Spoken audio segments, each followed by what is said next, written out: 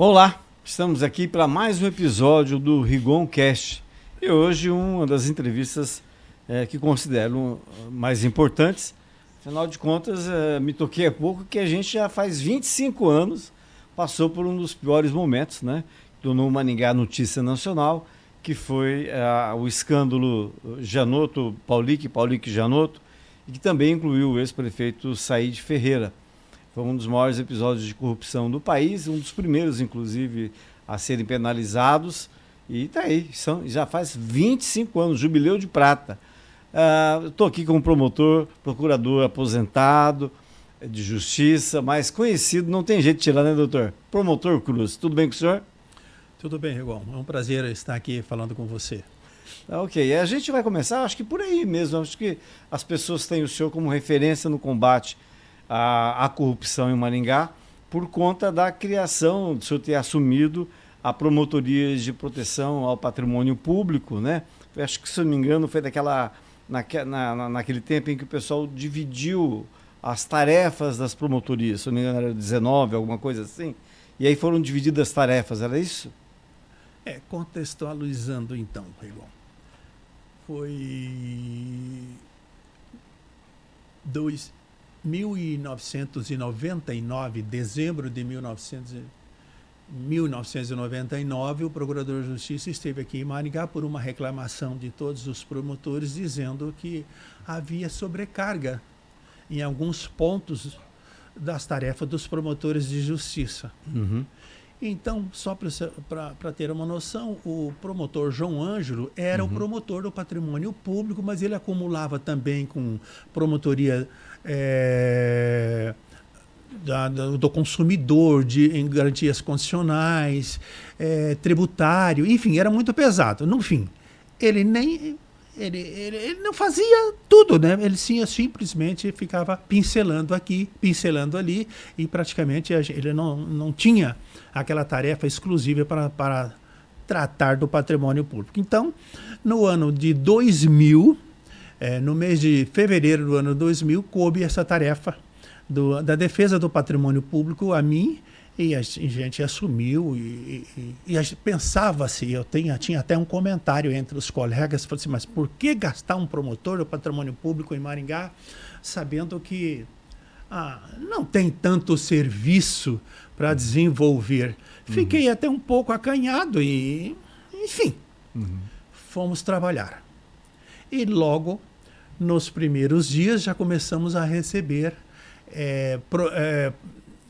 digamos, delações, não dá para falar denúncia, porque denúncia é outra coisa, delações de vários órgãos da comarca, que a comarca até então não era só Maringá e Floresta, era Maringá, Floresta, Paissandu, Dr. Camargo e Ivatuba, e já começamos a receber reclamações mil. E porque naquele ano de 2000 também era o ano eleitoral. Bem lembrado. Era o ano eleitoral. E por isso, aí todo mundo sabe que no ano eleitoral aguça o sentido de todos aqueles que querem fazer disputa, né?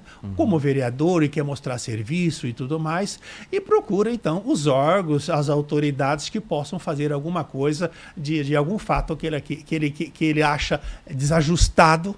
Então foi aí que começou a gente receber as primeiras inquietações. Tá, eu sei que o senhor detalhou o caso todo num livro. Aliás, são 2 livros publicados em Maringá, um deles é o do senhor, foi o mais recente, contando detalhes da história. Mas o senhor assumiu em fevereiro, como você está dizendo, e já tinha trabalho em abril já sobre o caso Paulique aqui em Maringá. Pois é, detalhando então, esse fato foi...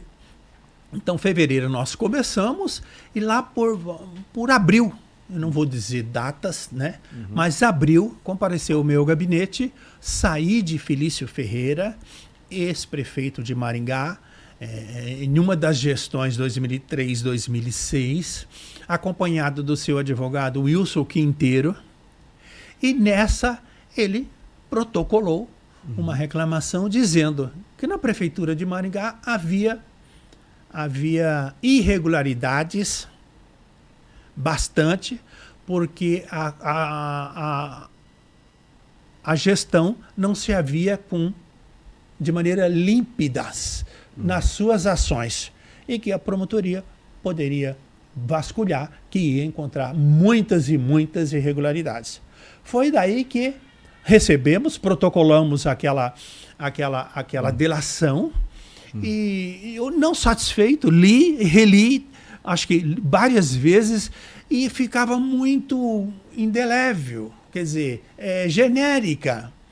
Foi quando eu pedi ao Dr. Said que comparecesse novamente à Promotoria de Justiça, porque eu gostaria agora ouvir ele em declaração e que ele detalhasse para mim qual dos fatos que ele achava que a Prefeitura de Maringá não estava se havendo com honestidade. Enfim, me desse um início. Na verdade, foi isso. Foi quando ele voltou e começou a falar alguns fatos que ele deduzia.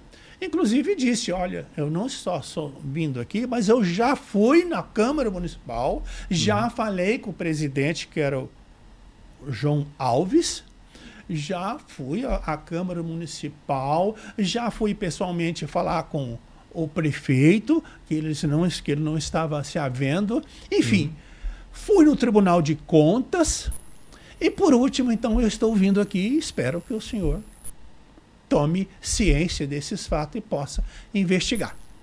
Ali era o início todo de um novelo que hoje, pelos cálculos mais recentes, né, que o senhor levantou, de um escândalo que desviou dos cofres públicos de Maringá cerca de 2 bilhões de reais em termos de valores atualizados, né? Na época o pessoal falava muito 100 milhões, 100 e poucos milhões, mas passaram-se 25 anos. Né? 2 bilhões hoje, para você pegar um caso desse de desvio, realmente não é pouca coisa, deve ter exigido muito do senhor, é muito trabalho.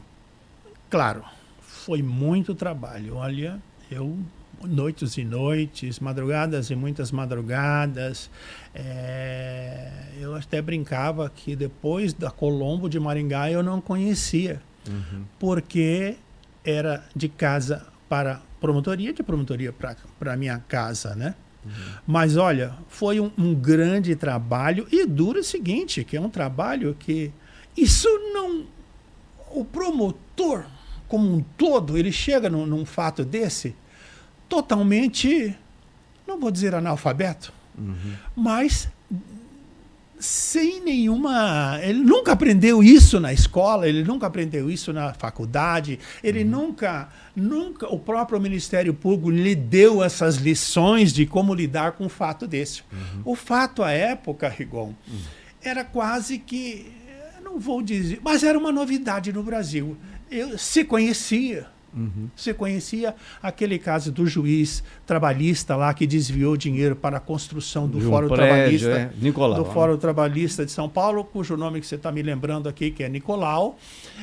Havia algumas coisas no município de Londrina, também do prefeito atual, que os nossos colegas estavam bastante acuados para trabalhar nesse fato, mas de uma envergadura que se tornou o fato de Maringá, isso foi muito grande. Ninguém esperava. Eu mesmo não esperava uma situação. Esperava que fosse um fato pequeno, que o Dr. Said tivesse falado de uma licitação, falado de um fato, uma compra, um bens e serviço que a prefeitura tivesse desviado.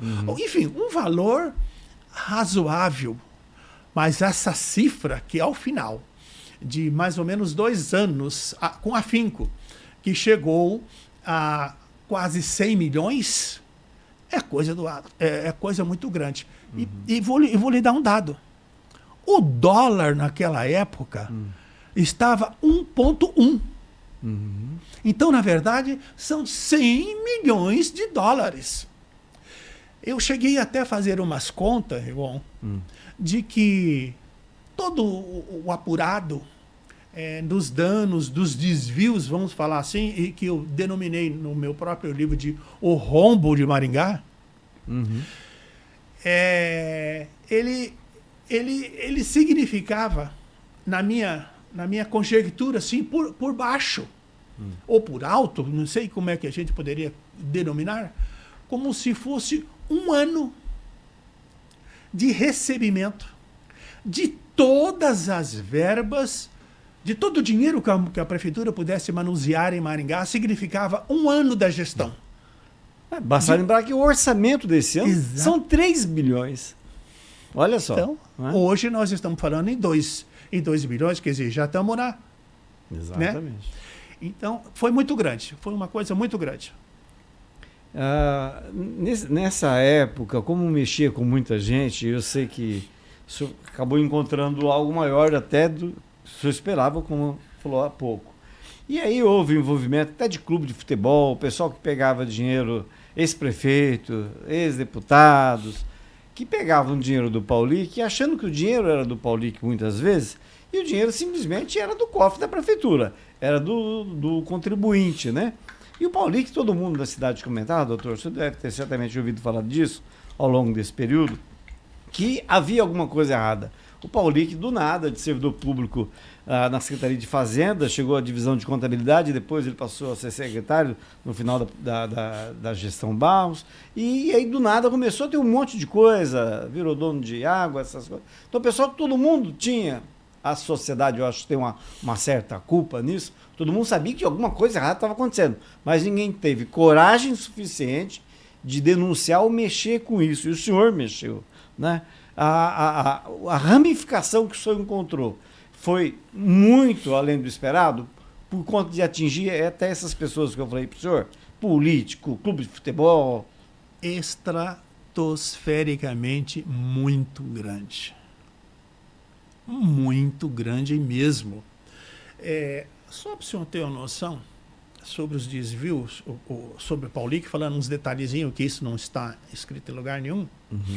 Certa feita, um cidadão me procurou e falou assim, olha, doutor, o Paulic, ele desviava muito. Só para o senhor ter uma noção, em frente à Catedral de Maringá, havia um senhor que vendia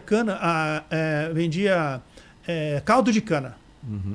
E eu lembro que naquela época, o dinheiro maior que a gente tinha naquela época era R$50, que era uma onça. Né?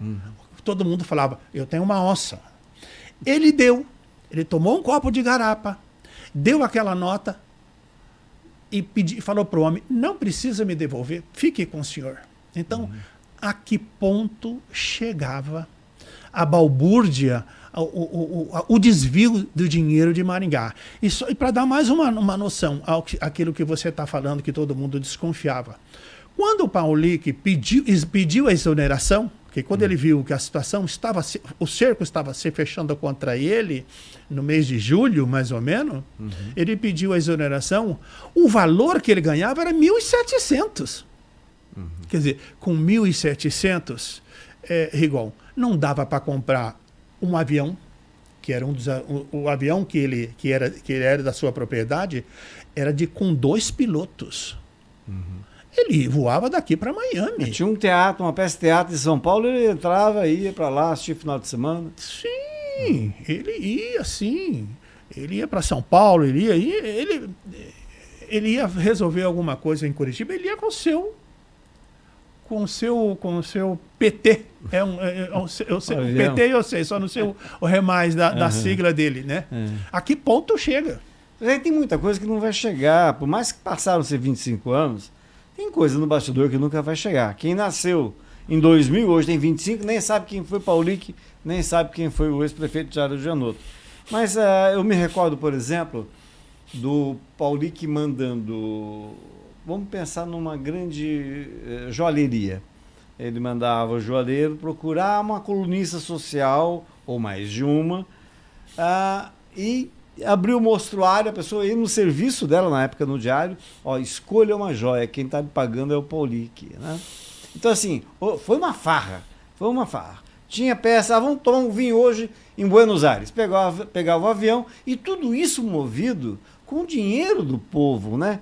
E eu tenho a impressão que essa talvez tenha sido uma tarefa do senhor. O maior ganho foi mostrar, através da promotoria, que o patrimônio público tem que ser respeitado. O senhor concorda? O senhor acha que hoje o pessoal dá mais valor a isso?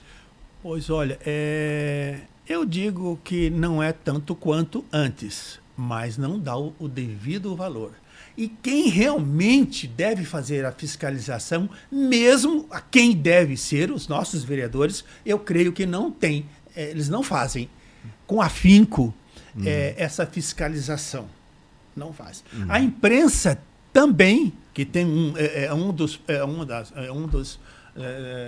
das condições que pode fazer a fiscalização, também não faz devidamente a fiscalização nos órgãos públicos. O povo, em geral, também não faz a fiscalização. E o Tribunal de Contas, agora falando um pouco, por incrível que pareça, acordou com a nossa intervenção no município de Maringá. Chegou a reformular a forma de como deveria se fazer a fiscalização. Tanto é que hoje, quando a prefeitura instaura o processo licitatório, o Tribunal de Contas já fica sabendo e pode acompanhar online. Tempo real. A que ponto lá chegava, né? Quer dizer, era tudo também incipiente. Para a época, né? 25 anos atrás, era tudo mais incipiente. Mas não se tinha, todo mundo queria fazer o seu proveito, né? Do Paulic. Mas na época existia, não sei se essa prática continua ainda, doutor, mas o próprio tribunal existiam armas para queimar documentos públicos, né? Passado determinado período, né? O que impediu, por exemplo, de chegar a outros ladrões, né, do dinheiro público, né? Olha, para falar de uma deficiência do próprio Tribunal de Contas, todo ano o município tem que prestar conta.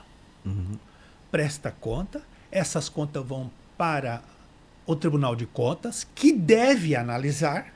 Se aprovadas ou não aprovadas, eles devem encaminhar à Câmara Municipal. Que uma vez chegado à Câmara Municipal, tem que ficar 60 ou 90 dias, já não recordo mais, à disposição do povo para ele ir lá folhear tudo, para saber se realmente os gastos foram corretos e tudo mais.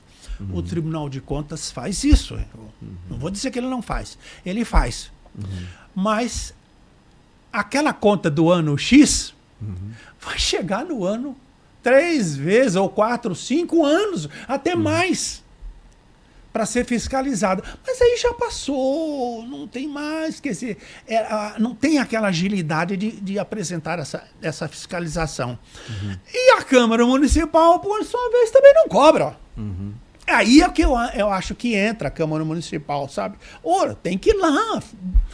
Por que não está chegando? Vamos lá, eu sou o destinatário dessa prestação de conta. Por isso eu quero que ela chegue o mais rapidamente possível. O senhor fez uma boa lembrança agora. Eu acho que essa coisa de colocar a prestação de contas à disposição, eu nunca mais ouvi falar. Ou pelo menos ou divulgar, o pessoal não está divulgando. Mas é bem lembrado. É constitucional. É bom saber disso, bom relembrar isso, porque esse ano foi julgado as contas do ex-prefeito, de uma das contas do ex-prefeito, e houve, uma pessoa votou contra, outra a favor. Quem falou que ia votar contra, votou a favor. Pô, era só colocar, né? Era só falar, está aqui à disposição. Encontrem alguma coisa errada. Eu acho isso. Mas para ser votado, é necessário que antes fique à disposição publicamente, lá na Câmara Municipal, para que qualquer do povo possa fazer a sua fiscalização. Antes da votação. Entendi, mas é mais fácil, o senhor tem essa noção, não? Pelo menos é o que circula entre a gente. É mais fácil fazer coisa errada em município pequeno do que em município grande, ou é tudo igual? Para mim é tudo igual. Eu vou lembrar para o senhor, eu percorri todos os 30 municípios, na época do Jairo, inclusive, da MUSEP, e visitei os 30 prefeitos. E só um deles não reclamou, todos os 29 reclamaram. Pouco dinheiro, não sei o quê. Aí eu perguntei para o senhor, o único prefeito que não reclamou, ele falou, é só não roubar. Ele falou, é só não roubar. Então as coisas parecem simples, né? Mas para muita gente, eu queria ver a opinião do senhor, o culpado sempre é o povo, porque é o povo que escolhe. Mas muitas vezes o povo escolhe por um merchandising, por uma imagem bem vendida, por um marqueteiro de alto valor. O senhor concorda com isso ou não? Você acha que o povo tem, no final das contas, essa responsabilidade toda? Ele tem, mas ele também é muito desavisado. Eu vou dizer que o povo não é tão alfabetizado para fazer uma perfeita escolha de um administrador público. Um administrador público, ele precisa ter muito estudo, digamos assim. Digamos, conhecimento. Não vou dizer estudo que dá, né, para não dizer outra coisa. Conhecimento da coisa pública. Orçamento, né? Como se paga, como se compra, né? Então, não é qualquer um, ao meu ver, que tem capacidade, puta, é difícil falar essa palavra, é muito pesada, que não tem competência, vamos jogar para competência, que tem a competência de estar numa cadeira de prefeito e bem governar. E por falar isso, não estou querendo vender o peixe, né? Mas tem um livrinho que eu escrevi que chama Governança Municipal.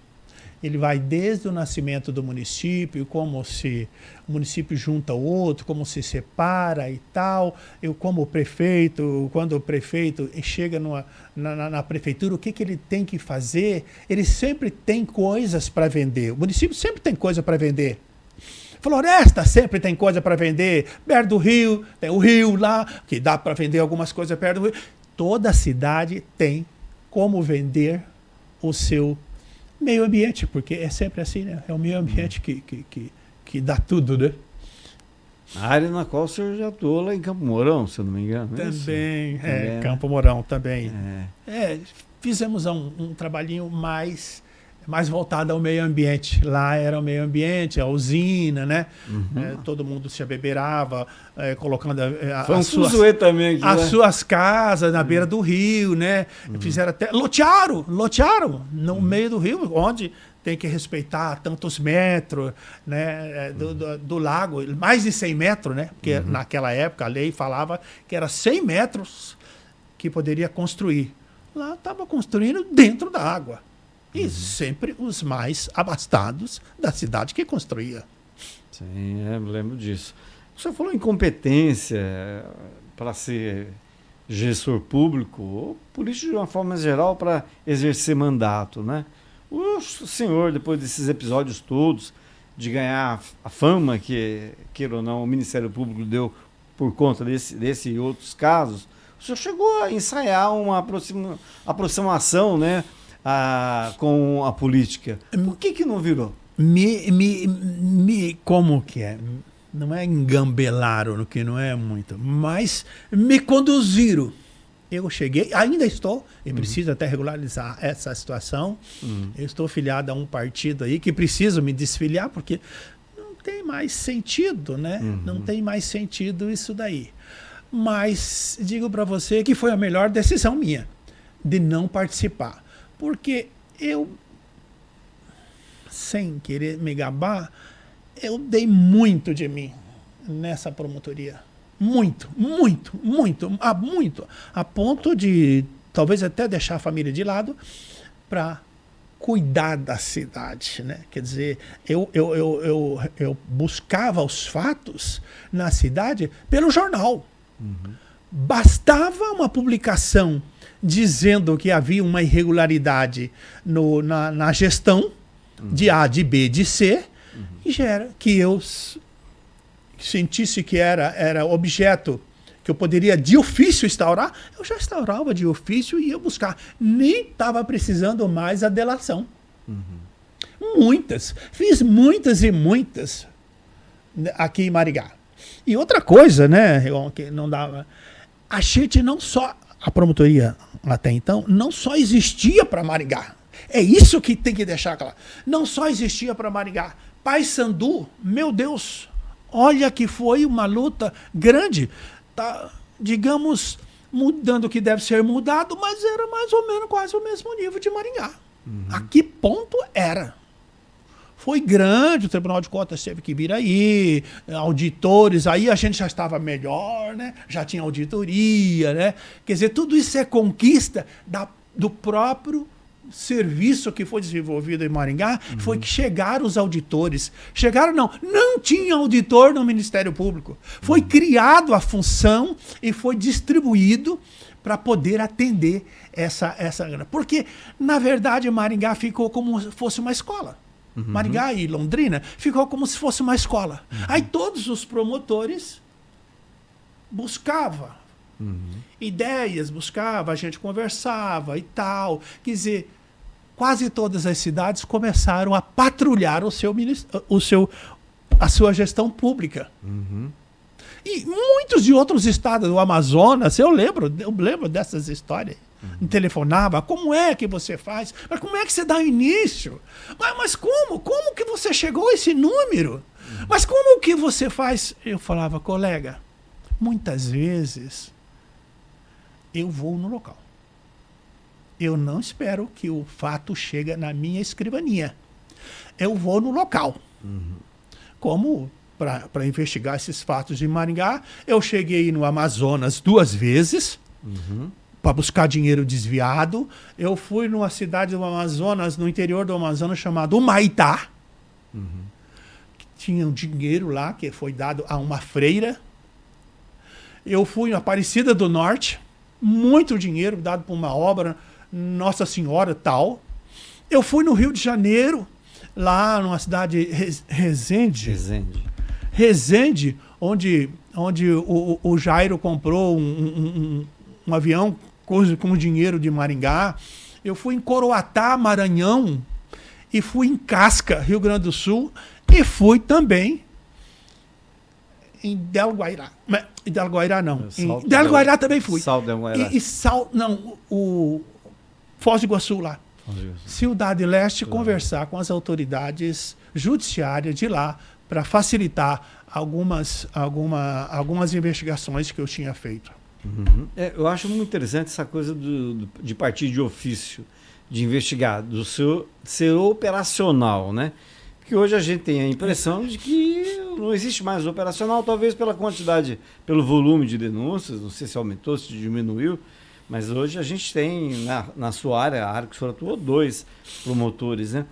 Mas eu queria lembrar, ainda do caso do Jairo, uma participação de uma pessoa que está doente hoje, está com Alzheimer, o senhor conhece, chama-se Odílio Balbinotti.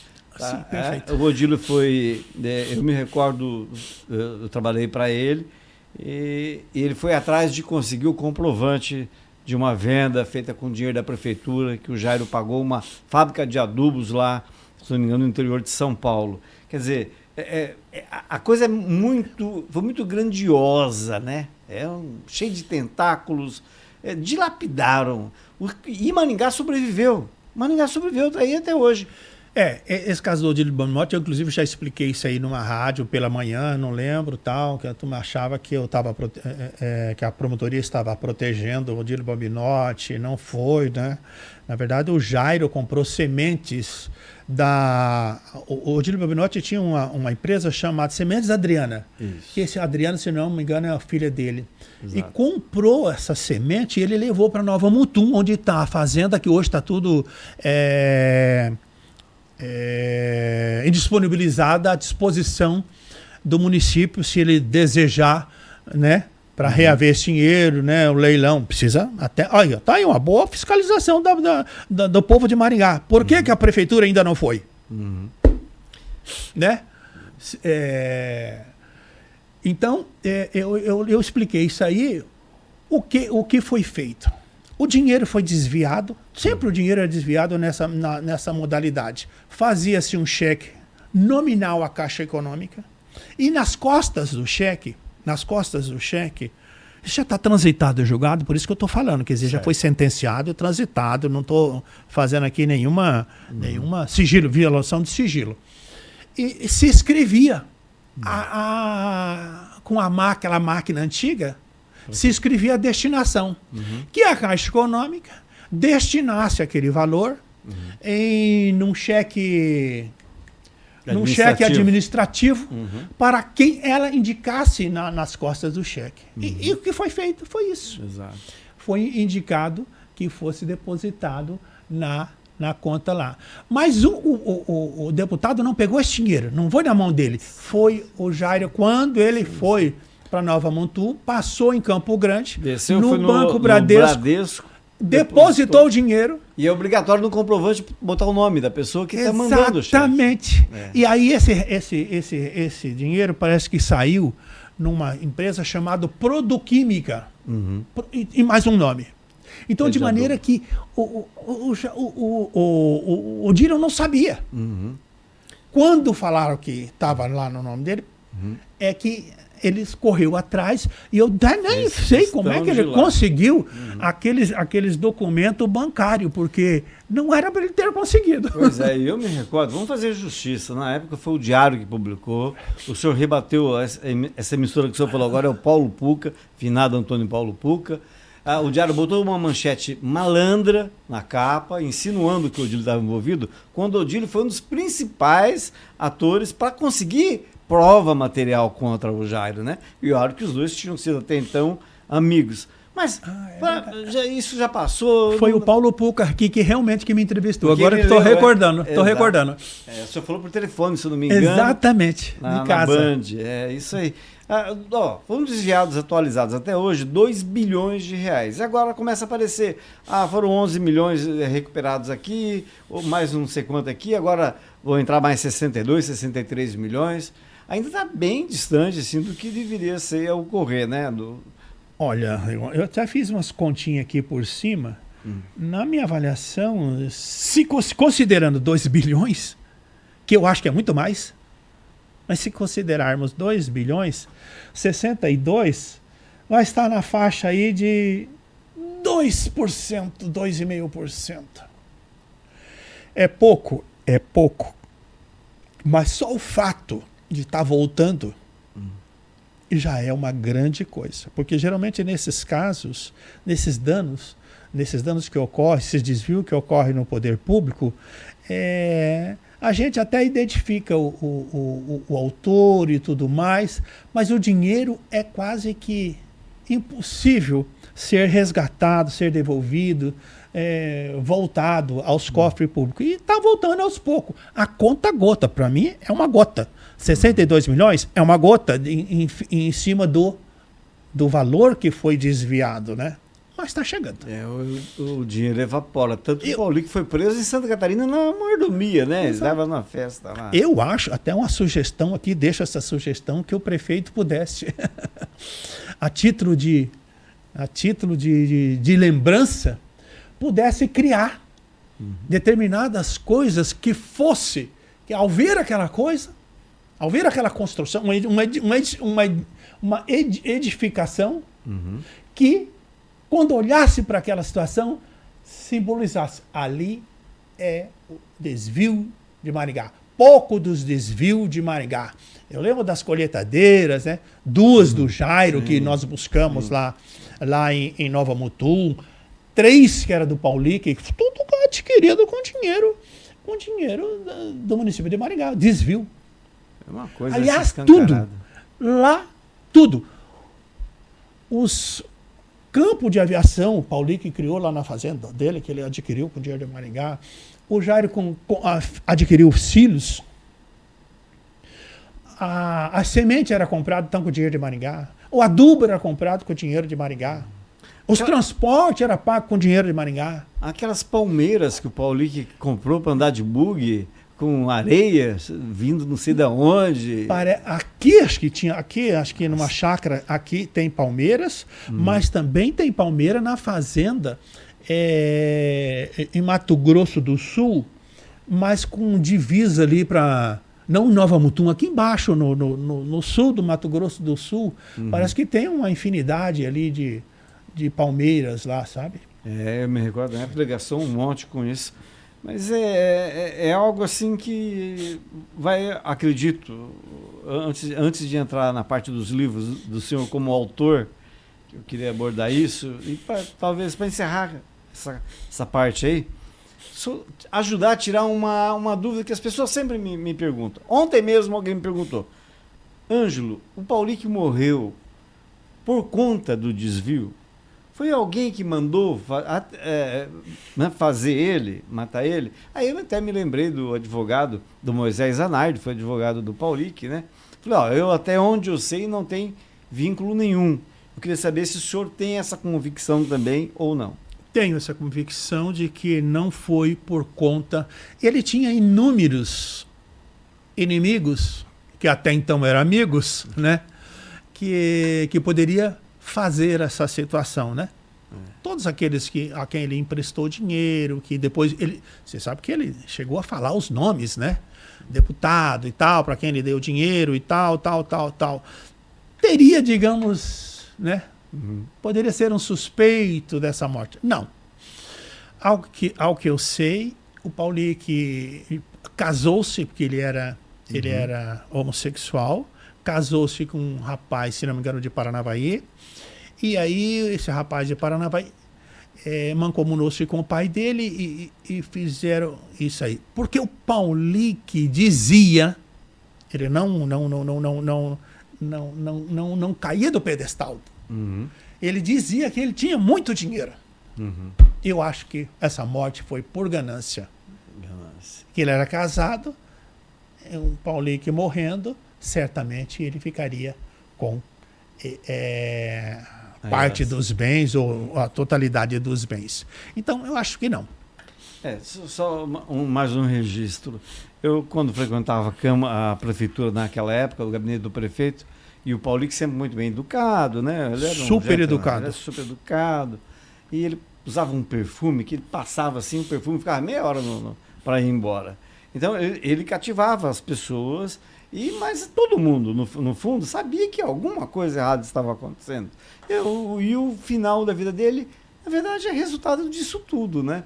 De você levar uma vida que foi feita de forma errada e acontece isso ao final. Mas vamos voltar à questão dos livros. O senhor, além do livro que o senhor conta toda a história disso, eu acho que o primeiro foi o da governança, o senhor fez outros livros sobre viagens, o senhor mudou a vida do senhor quando o senhor se livrou dos pepinos aqui, que tinham várias, né, ações. Não, a gente está falando do Paulique, mas foram várias ações contra a administração municipal, atos tidos como de improbidade, mas aí o senhor mudou de vida, o senhor passou a viajar, conhecer. Isso foi uma forma de fugir desse estresse que a promotoria lhe causou? Verdade. Na verdade, eu prometi para mim, antes de eu aposentar, fui promovido, saí daqui em 2013 e fiquei 6 anos lá na Procuradoria, trabalhando na 3ª Câmara Criminal, mas já estava... A verdade é que eu cheguei cansado em Curitiba, de tanto que eu trabalhei aqui. Cheguei cansado. E aí eu falei, o que eu vou fazer? Já que eu me considero um pouco elétrico, o que eu vou fazer?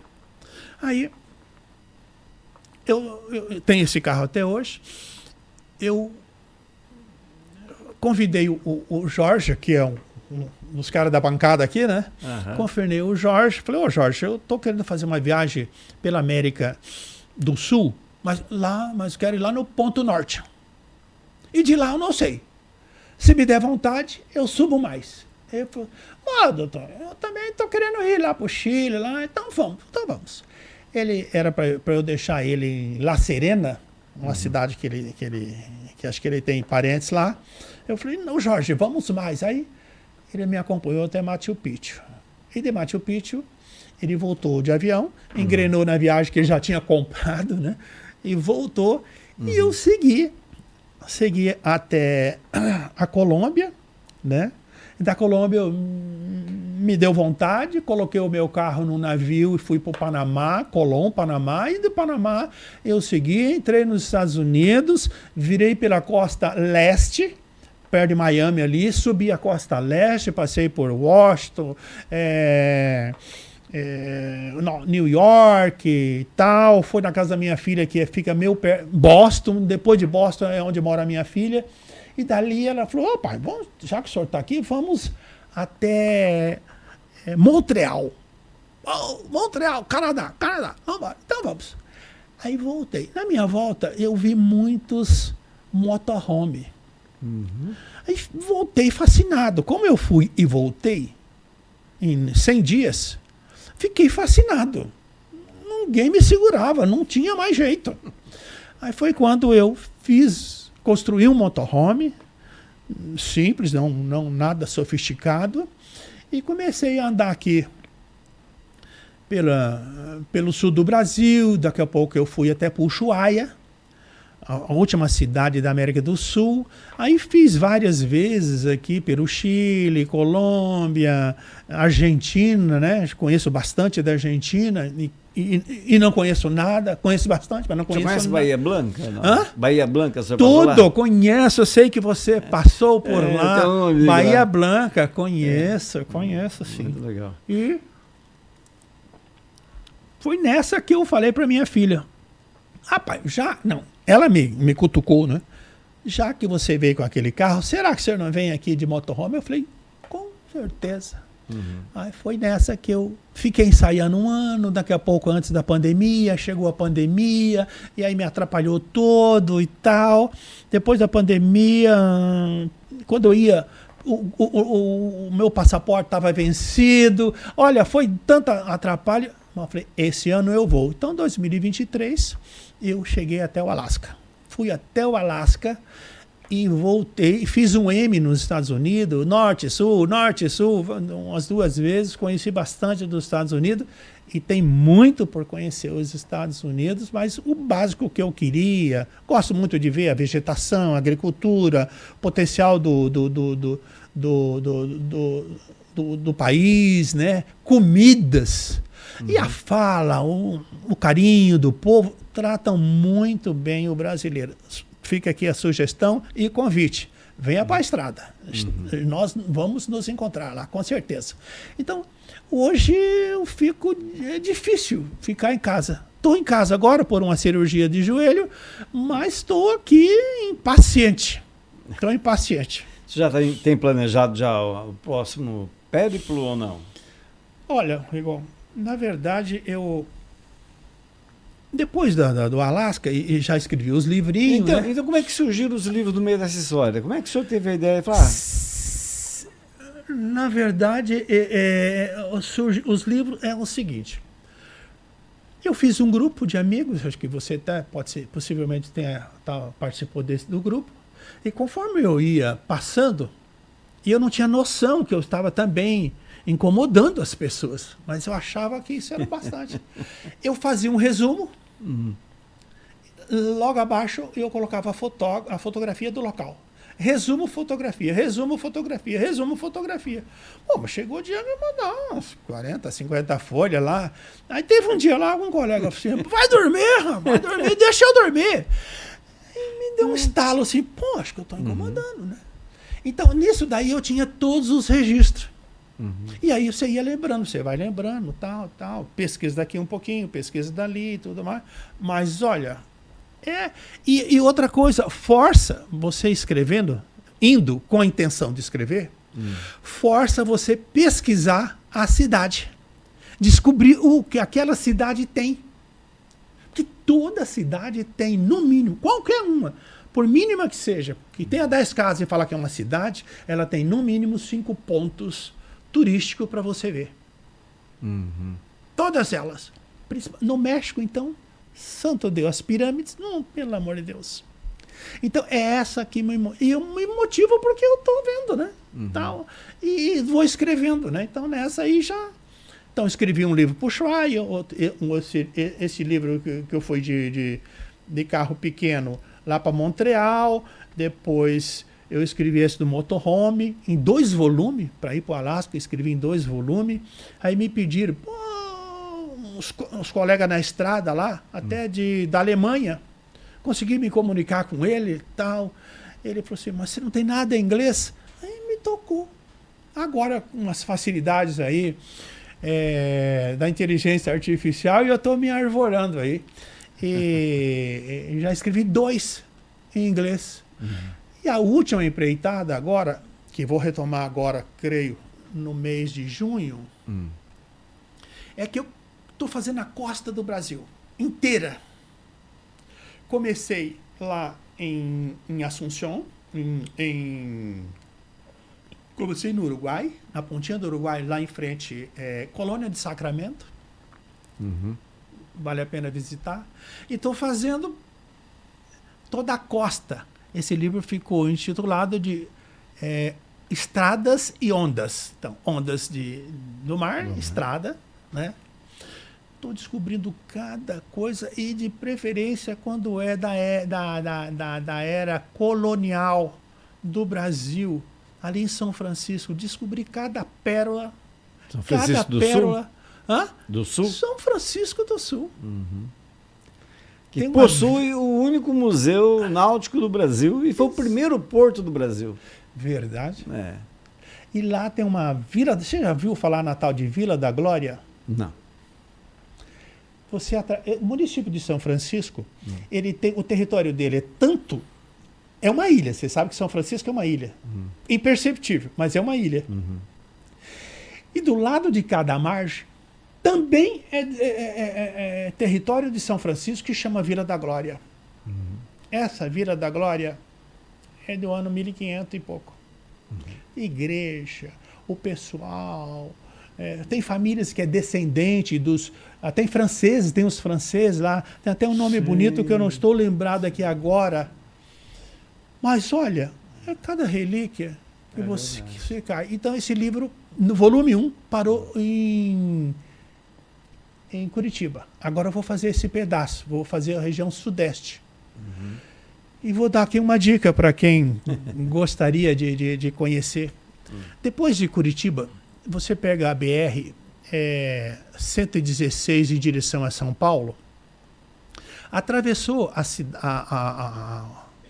o estado de São Paulo, logo lá vai ter uma cidadezinha, meu Deus, está me falhando as memórias, mas ali, você acredita que ali tem mais de 300 cavernas?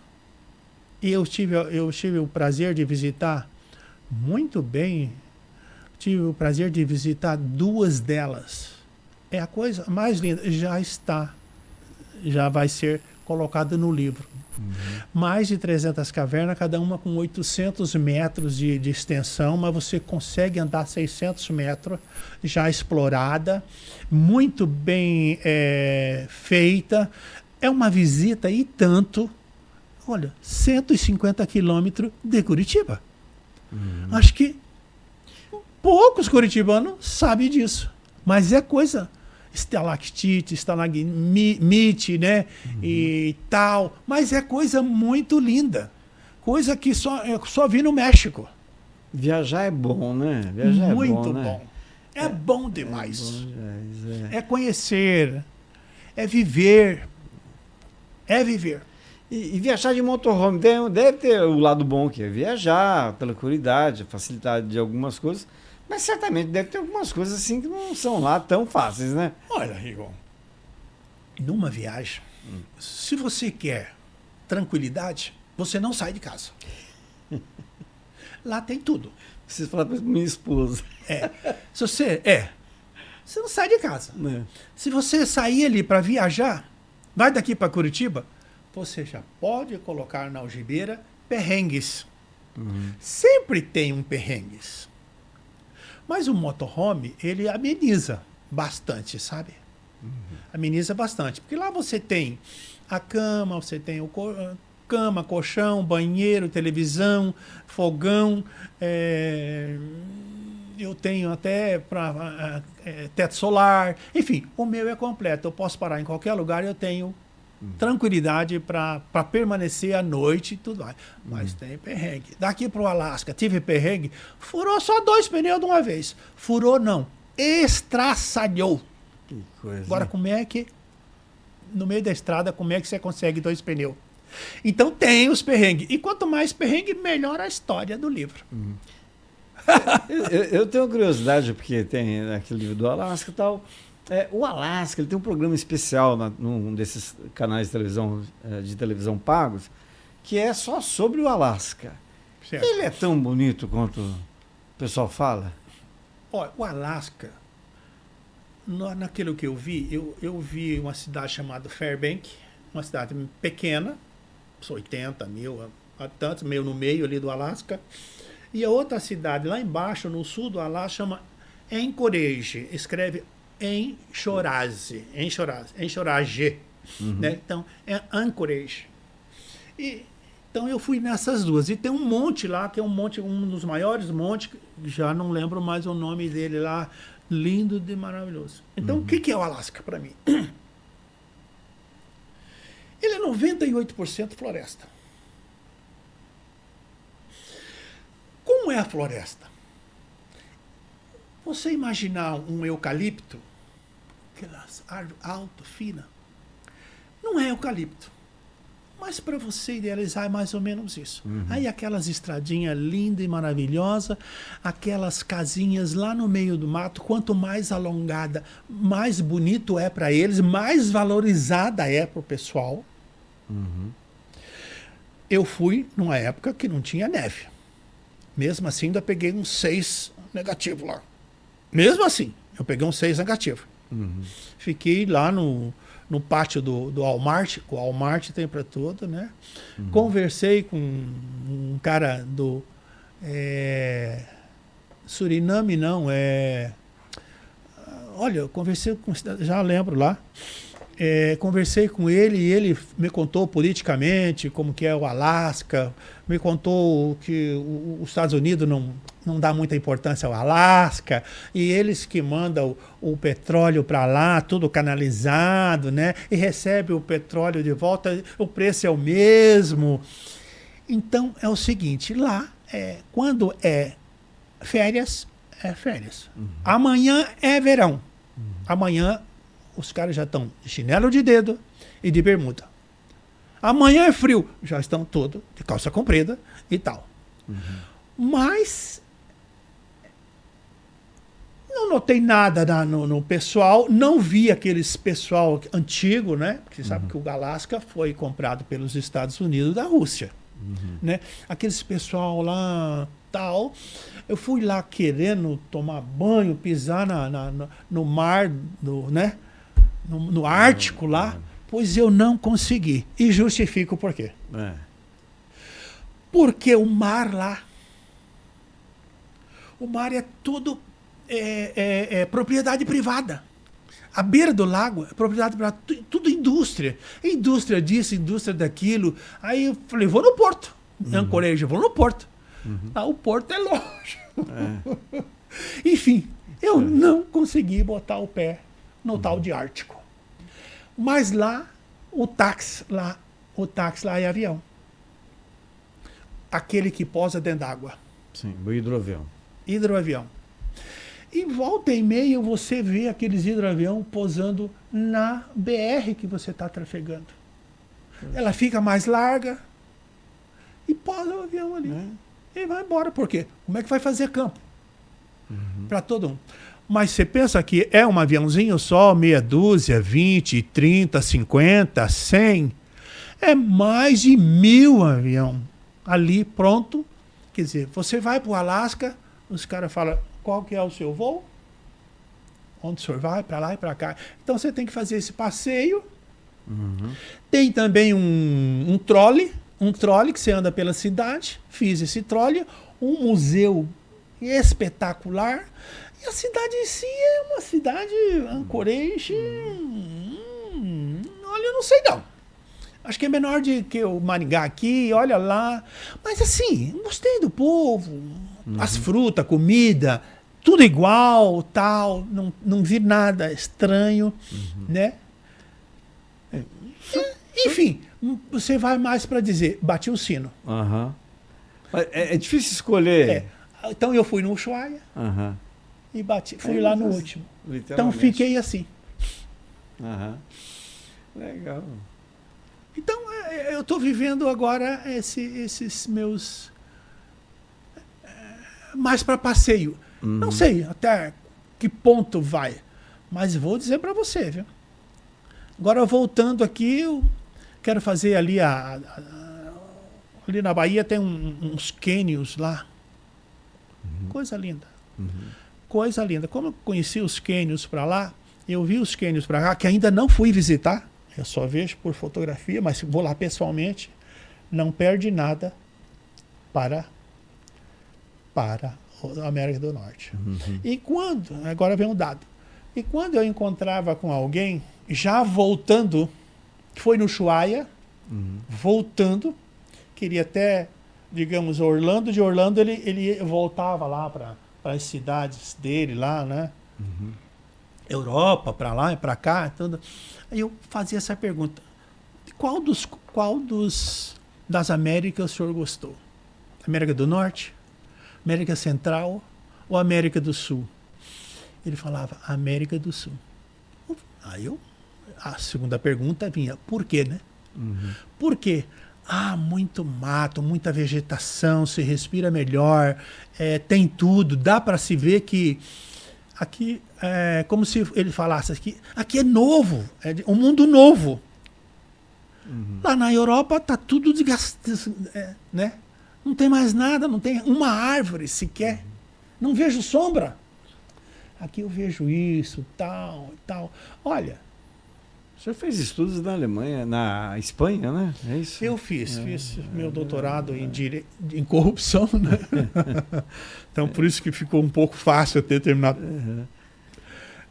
Lá na Espanha, lá na uma das, se não a primeira ou a segunda mais velha do mundo, na Universidade de Salamanca, ela é do ano 1100. Inclusive, sentei nos bancos, não é mentira, sentei nos bancos de 1100.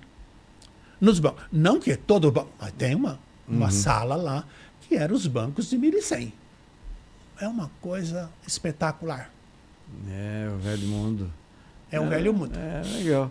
Essa coisa de viagem, só para encerrar, doutor, eu sei que é muito difícil escolher, tem muita coisa que o senhor vai conhecer ainda, né?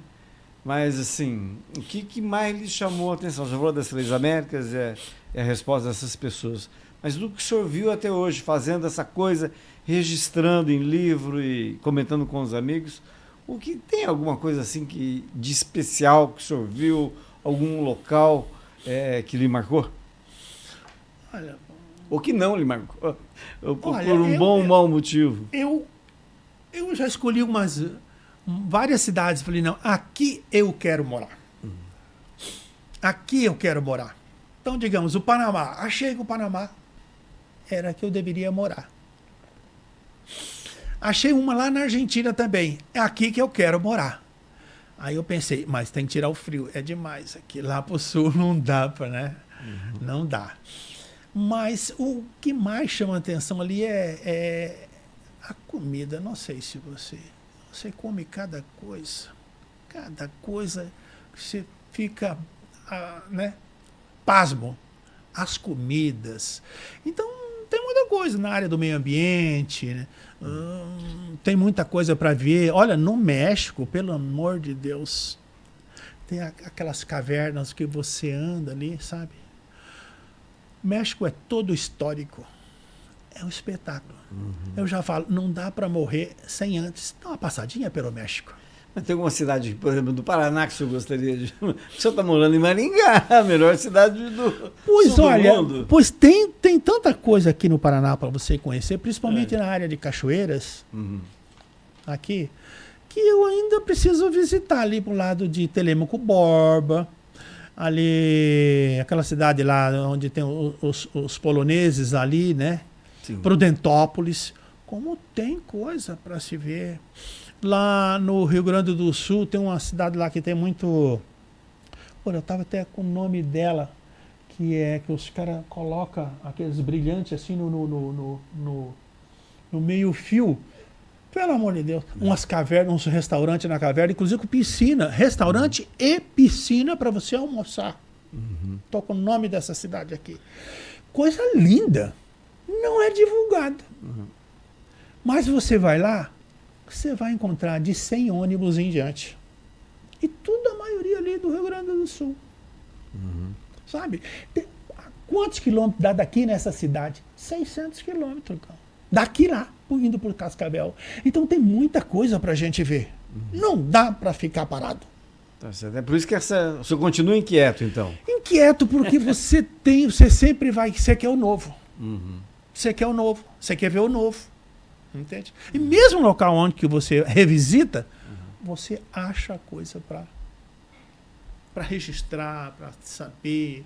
É até bom que você não vê tudo onde você passa, que é para quando você voltar, sempre tem um novo. Doutor, agradeço muito a presença do senhor. O senhor é uma marca, né? Tanto no Ministério Público quanto agora no turismo, porque é uma coisa que todo mundo gosta de fazer. Eu adoraria ter viajar o tanto que o senhor viajou, né? Então, o senhor tem uma marca em Maringá e queira ou não, uma referência, inclusive para o pessoal do Ministério Público atuar. A gente, às vezes, estou falando como profissional, a gente tem saudade daquela época que o pessoal fala, fosse o Cruz fazia, pá. O senhor, então, deixou registrada essa sua marca. Eu gostaria de deixar o microfone aberto para o senhor falar o que o senhor quiser, se despedir e agradecer muito a conversa, porque foram duas coisas muito, muito legais, basicamente, né? Os livros de viagem que o senhor fez, e não foi só de viagem, e a questão do trabalho que o senhor perpetua em Maringá. Olha, o Kalash. Kalash não, hein? Aí também não. Olha, Rigon. Um abraço para o Kalash, que é finíssimo. Verdade. Olha, Rigon, no trabalho, eu gosto. É difícil, cada promotor tem uma forma de agir, uma agilidade e tudo mais e tal, né? Eu já era daquele de investigar e muitas vezes ia ao local. Do local da onde estava, né? E nem sempre todos, mas nem por isso deixam de fazer tão bem quanto, sabe? Tão bem. Mas é uma forma de trabalhar, né? E tal.